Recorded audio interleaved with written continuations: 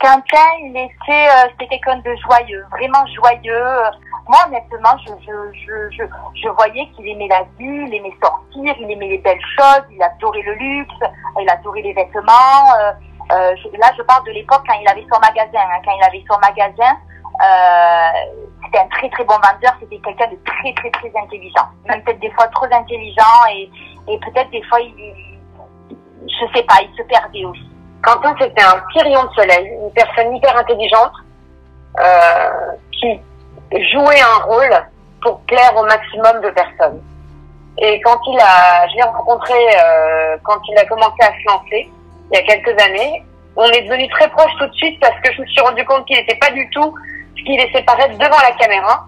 Hors caméra, c'était un homme tellement droit, honnête, gentil, hyper sincère pour tout.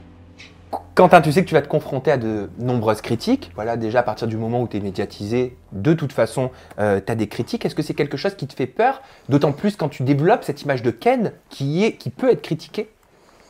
Non, parce que je suis assez armé. Donc après, je sais pertinemment que dès que tu viens public, soit tu es aimé, soit tu es détesté, ou soit les gens s'en foutent. Donc je ferai avec, quoi. Mais j'espère qu'ils m'apprécieront pour ma juste valeur, parce que quand on me voit en photo, effectivement, on pourrait penser que je suis nul, un con, alors que non, je suis quelqu'un de très accessible, très sympa et très rigolo. Alors Quentin, je l'ai connu il y a très très longtemps. C'est vrai que nous étions amis lorsque nous étions adolescents. Bon, là, nous sommes perdus de vue en prenant des chemins séparés en grandissant. Est-ce qu'il était déjà Ken à cette époque? Pas du tout. Quentin, il était, je dirais, simple. Après, il aimait s'habiller, il aimait, il était hyper bien apprêté, avec ses petits leggings, comme il disait, trop mignon. Après, il aimait bien mettre un peu de l'autobronzant. Il adorait tout ce qui était beauté, tout ça, mais pas du tout. Il n'avait fait aucune chirurgie esthétique à cette époque-là, pas du tout. Comment tout a commencé? À quel moment tu t'es dit, tiens, je vais en faire un business? Au moment où j'ai commencé à faire un peu de télé en France, Oui. et Hanouna a dit mais il ressemble à Ken. Qu'est-ce qui fait que tu veux autant être parfait? Je pense que c'est un état d'esprit. J'aime bien que tout soit parfait. C'est comme un appartement, quand c'est bien rangé, c'est pareil physiquement. J'aime bien que tout soit parfait, symétrique. Voilà, c'est un mode de vie aussi. J'aime bien ressembler à la poupée Ken, et généralement Ken il est parfait. Au total, combien tu as eu d'interventions, Quentin? On va arrondir autour de 50. J'ai refait mes pommettes, j'ai refait mes lèvres plus de 8 fois. Ah, plus de 8 fois? Donc ça, c'est quoi? C'est de l'acide hyaluronique qu'on injecte pour pouvoir grossir un petit peu les lèvres? C'est ça. Tu utilises également le Botox pour éviter d'avoir des rides et prévenir aussi pour l'avenir? Oui, regarde, quand je te souris, j'ai pas de rides au niveau de là. Avec quel œil tu as appréhendé sa transformation au cours des mois, au cours des années? Peut-être que tu as constaté sur les réseaux sociaux ou dans la vraie vie? Alors, moi exactement, ça fait peut-être 3 ans ou 4 ans que nos chemins se sont séparés. Donc du coup, c'est vrai que moi, son évolution, je la voyais sur les réseaux sociaux, où par exemple, certaines personnes m'envoyaient des photos de lui, me disaient, mon Dieu, mais t'as vu sa transformation, c'est fou. Moi, honnêtement, ça me surprenait parce que je me disais, quand tu fais de la chirurgie esthétique comme ça, c'est vraiment que tu as un mal-être profond et je veux bien qu'on fasse de la chirurgie esthétique, des petites améliorations quand on se sent mal dans sa peau, mais de là à en devenir comme ça à l'extrême, c'est quand même choquant, quoi. Aujourd'hui, est-ce que tu es satisfait de ta transformation ou est-ce qu'au contraire, quand on est en quête de perfection comme ça, on n'est pas jamais satisfait au final? Après, si tu veux, c'est un cercle vicieux dans le sens où tu es toujours amené à y aller, à faire de la chirurgie pour un non, pour un oui. Tiens, la ride est revenue alors qu'elle n'est pas revenue du tout. Donc oui, effectivement, c'est un peu gênant, mais bon, une fois que tu as travaillé tout ça, tu es dedans. Et... Tu penses que c'était un signe de mal-être? Oui, je pense. De toute manière, quand on tombe dans de la chirurgie comme ça, c'est un mal-être.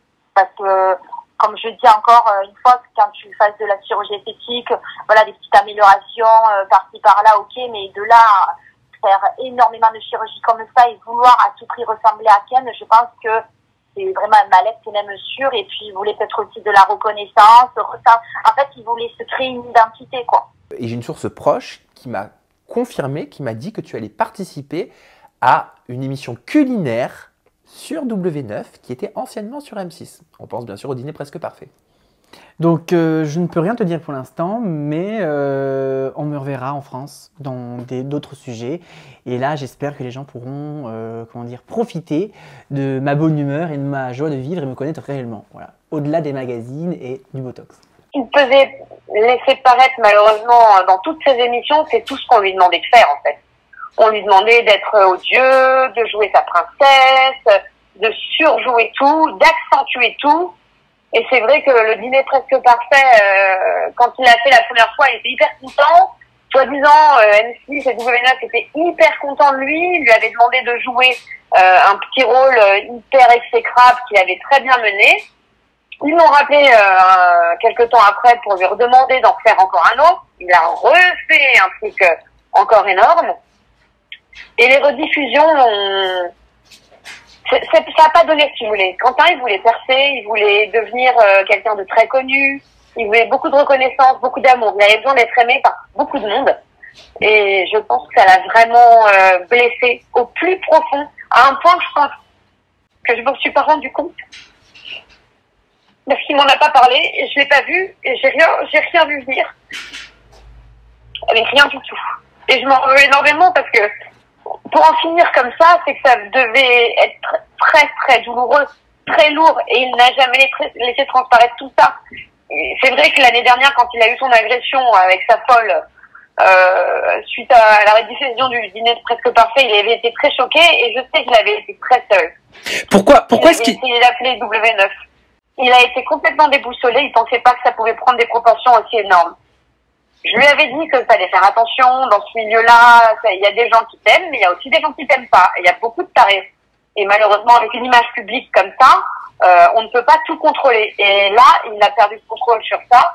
W9 aurait dû être là, présent, l'aider, l'épauler, surtout quand t'as un de tes candidats, même si c'était il y a un an, se fait harceler et victime. Tu dois lui envoyer quelqu'un, un psychologue, quelque chose, quoi. Est-ce qu'il en a parlé à la chaîne? Est-ce qu'il en a parlé à la production? Ah, il a essayé de joindre pas mal de monde. Il m'a dit qu'il était resté sans réponse de personne, qu'il était vraiment persona non grata. Aucune réponse, aucun rappel, rien du tout.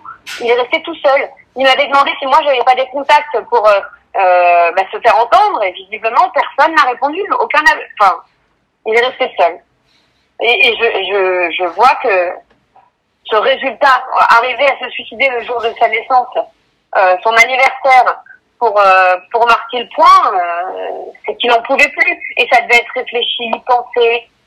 Il a fait des appels, des films, des choses qu'on n'a pas vues et qui pourtant maintenant paraissent évidentes, en lisant tout ce qu'on voit et en regardant toutes les photos, les commentaires que j'ai vus ces derniers mois, hein. Mais c'était pas, j'étais à mille lieues de penser qu'il allait faire ça. Parce qu'il était tellement joyeux. Il me disait toujours, Stéphanie, je suis au-dessus de tout ça. Moi, j'ai les pieds sur terre, j'ai la tête sur les épaules. Je suis bien entourée. J'ai ma famille, j'ai mes amis, je tais-toi. Je ne peux pas sombrer, c'est impossible. Je suis trop entourée, j'ai trop d'amour. Et là, je comprends pas.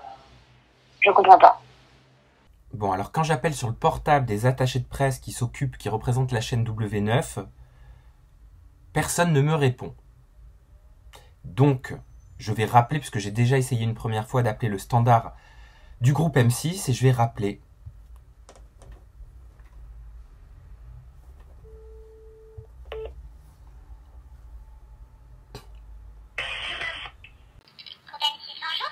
Oui, rebonjour de nouveau, Monsieur Zira de la chaîne YouTube Sam Zira.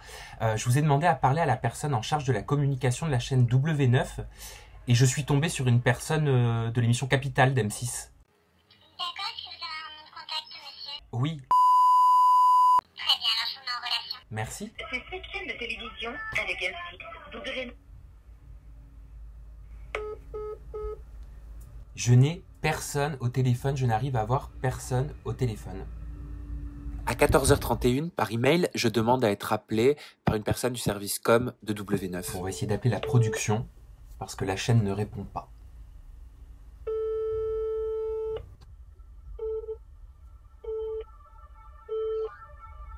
Bonjour, vous êtes sur la messagerie du 01 40. Suite aux déclarations de Quentin datant du mois d'août 2018 et suite aux récentes explications de son amie Stéphanie concernant sa participation au programme culinaire phare de la chaîne W9, j'ai jugé légitime de leur poser les questions suivantes par email. Quand avez-vous été informé du décès de Quentin Déard? Aviez-vous pris connaissance des déclarations de ce participant dans la presse depuis août 2018? De quelle façon accompagnez-vous vos participants en demande post-diffusion? Un accompagnement psychologique a-t-il été proposé?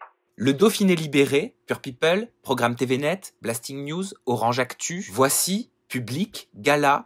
Il est 17h passé en ce 3 septembre 2019, au moment où j'enregistre ce vocal, et déjà, vous le voyez, de très nombreux médias reprennent l'information. Je vais donc sur les réseaux sociaux officiels de la chaîne W9, sur leur compte Instagram qui compte plus de 971 000 abonnés. Le dernier post concerne Nicolas Lodzina et les Marseillais vs le reste du monde 4. Du côté du compte Twitter de la chaîne qui rassemble plus de 780 000 abonnés, les derniers posts promotionnels sont en ligne, le carnet des problèmes de Julien Tanti est mis en avant, et la chaîne félicite le succès de son émission phare de télé-réalité. À 18h, je reçois enfin un email de W9 ayant pour objet « Bonne rentrée sur W9 et Sister ». Et donc aujourd'hui pour toi, enfin si j'ai bien compris, tu me dis si je me trompe, Ken, ce personnage, c'est un moyen d'arriver à tes fins quelque part? Bah, ce personnage m'a apporté justement la notoriété et d'être justement comparé au Ken français. Comment est-ce que tu as appris les circonstances de son départ? Hier, j'étais à table avec ma mère vers les coups de midi et elle a reçu un texto de la maman de Quentin. Alors, c'est vrai que sur le coup, ça m'a surpris parce que je pensais pas du tout qu'elle avait gardé le contact de ma mère. Du coup, ma mère s'est levée d'un coup, elle m'a dit c'est pas vrai, c'est pas vrai. Enfin, je la voyais hyper mal, ma mère. Je me disais mais maman, qu'est-ce qui se passe, qu'est-ce qui se passe, dis-moi. Et là, elle m'a dit Quentin s'est suicidé. J'ai dit c'est pas vrai. Enfin bref, forcément ça m'a choquée, j'ai pleuré, ce qui est normal parce que même si voilà, on se parlait plus avec Quentin, ça restera que je garderai toujours les bons moments avec lui, les moments de rigolade et tout ça. Donc c'est ce qu'on a fait hier, on a appelé directement sa maman et j'ai eu sa maman au téléphone, forcément en pleurs, bouleversée par cette triste tragédie, pardon. Qu'est-ce que tu souhaites faire? C'est quoi? Enfin ton futur métier c'est quoi? C'est pas Ken, on est d'accord? D'accord. On a parlé d'Ayem il y a 2 minutes. Oui. Pour moi, c'était un personnage qui est un exemple. C'est une fille qui a su surfer sur un personnage, parce qu'elle sort de télé-réalité, faut dire ce qui est. Elle a su surfer intelligemment et elle est devenue ce qu'elle est, mais elle a réussi à être chroniqueuse, l'œil d'Ayem, pardon. Sur June, exactement. Donc voilà, moi c'est mon but d'être un peu chroniqueur, présentateur. Ce que je tu veux faire de l'animation télé? C'est ce que je commence à faire justement avec des personnes qui ont déjà travaillé avec elle, voilà. Beaucoup de commentaires aussi sur les réseaux sociaux remettent la faute sur la télé-réalité. Est-ce que tu es d'accord avec tous ces commentaires? J'ai pu voir, oui, effectivement, qu'il y avait beaucoup de médias qui disaient que Quentin s'était suicidé suite à la télé. Pas du tout, parce que moi j'ai eu la maman de Quentin justement au téléphone, donc pas du tout. C'est pas du tout par rapport à ça. Il s'est suicidé par rapport. J'ai demandé à la maman justement de Quentin si je pouvais le dire, bien évidemment. Il s'est suicidé par rapport à une histoire d'amour. C'est terminé. Une rupture amoureuse? Une rupture amoureuse. C'est pas du tout par rapport à la télé, même si Quentin, bien sûr, on sait qu'il adorait la télé, il aimait la notoriété, il aimait le regard des gens, tous ces réseaux sociaux, mais non, c'est pas du tout par rapport à ça. Est-ce que tu comprends qu'il ait posté, je crois, une photo, un screen d'une recherche Google qu'il avait faite dans laquelle il parle du suicide d'FX à l'époque qui avait fait Secret Story et il aurait posté cette photo sur son Insta Story peu de temps avant de se donner la mort? J'ai vu ça sur les réseaux sociaux, ça m'a un peu choquée. Je t'avoue que ça m'a choquée qu'il soit allé dans Google et écrire suicide d'FX. Qu'est-ce que tu aimerais lui dire? De m'appeler déjà et de pas avoir fait tout ça. C'était ridicule d'en arriver à ce point-là. Il y a toujours des solutions. Il suffit juste de parler et de dire les choses. Et lui qui disait toujours de dire la vérité, il m'a jamais parlé de ça. C'est pas anodin comme geste. Mais j'aurais aimé qu'il en parle. Parce que parler, c'est trouver des solutions. Et pour tous les jeunes qui font ça et qui rêvent de faire ça, faut savoir que c'est dangereux. On touche beaucoup de monde avec ce qu'on écrit et ce qu'on dit et les photos qu'on poste. Et il y a une violence sur ce réseau qu'on ne comprend pas et qu'on n'entend pas. Même si il n'était pas très liké ou autre, ou je ne sais quoi, enfin, à son sens, pour lui. Alors je lui dirais de revenir, que tout va bien se passer, qu'il n'est pas seul, et qu'il y a toujours des solutions quand il y a un problème. Il avait envie de vivre une grande histoire d'amour, c'est sûr que je pense comme tout le monde. Après, est-ce qu'il l'a trouvé? Je sais pas. Et de là, ça lui ressemblerait vraiment pas. De mettre fin à ses jours à cause d'une rupture, je pense pas. Enfin, ça me semble complètement hallucinant parce que moi, quand je vivais des ruptures difficiles, il m'a toujours dit que c'est rien, il y en a d'autres qui méritaient pas, nanana. Donc, je sais pas. Je sais pas. Je pense que c'est un mal-être qu'il avait déjà depuis longtemps qui l'ont amené à faire ça. C'est pas une rupture, même s'il a eu une rupture, ce n'est pas la rupture qui te pousse à faire ça. C'est un tout. Un ras-le-bol général, surtout quand on pense qu'on va plus pouvoir s'en sortir. Bah en fait, à croire que la France ne m'aime pas. Pourquoi tu dis ça? Bah en fait, si tu veux, bon, on va me revoir bientôt en France, mais là, du coup, j'ai signé la moitié de mes contrats en Russie, Oui, en Espagne. c'est-à-dire que c'est l'international qui s'intéresse beaucoup à toi, Oui. les pays étrangers. Pourquoi, d'après toi, les étrangers s'intéressent plus à ton personnage de Ken que nous, Français? Parce que je pense que la touche franchise est appréciée dans le globe, donc c'est pour ça que j'intéresse. Voilà. Je suis complètement, je t'avoue, un peu bouleversée, même beaucoup bouleversée par rapport à ça depuis hier. Je n'ai pas dormi de la nuit. Je pense que je suis pas la seule, surtout sa famille, ça doit être horriblement dur. Mais je comprends pas. Je comprends pas que je me dis, en fait, la vie, elle est tellement belle qu'en fait, il faut la vivre à 1000 à l'heure. Il faut faire vraiment ce qu'on aime. Et en fait, on peut pas se donner la mort. C'est pas possible. Et surtout pour l'amour, je veux dire, il y en a tellement, malheureusement, qui se suicident par amour ou par autre chose, et je trouve ça tellement triste et dur à la fois parce que, je veux dire, tu te sépares d'une personne mais tu retrouveras l'amour tôt ou tard. J'espère que de là-haut, Quentin, il est en paix avec lui-même là où il est, qu'il veille vraiment sur toute sa famille, ses proches, et surtout beaucoup de courage à sa maman, son papa, son frère et sa sœur également. Et surtout, ça c'est hyper important parce que hier, je l'ai dit aussi sur mon Snap, vraiment quand vous allez pas bien, quand vous avez un mal-être, parlez-en parce que c'est bien aussi de dire quand on est bien, quand tout va bien dans notre vie, mais aussi quand on a un mal-être, parlez-en parce que ça peut sauver beaucoup de vies. Il faut parler. De toute façon, tu as raison. Il faut parler, il faut communiquer, il faut se confier. Et quand on pense qu'on a tout perdu parce qu'on est face à une situation où on se dit qu'on... C'est pas une honte, surtout, c'est pas une honte. Quand on va pas bien dans la vie, je veux dire, tout le monde va pas bien. Et surtout quand c'est un mal-être comme ça profond, je prends l'exemple de celui de Quentin, il faut vraiment parler, quoi. Hors caméra, c'était un homme tellement droit, honnête, gentil, hyper sincère pour tout. Quentin, c'était un petit rayon de soleil.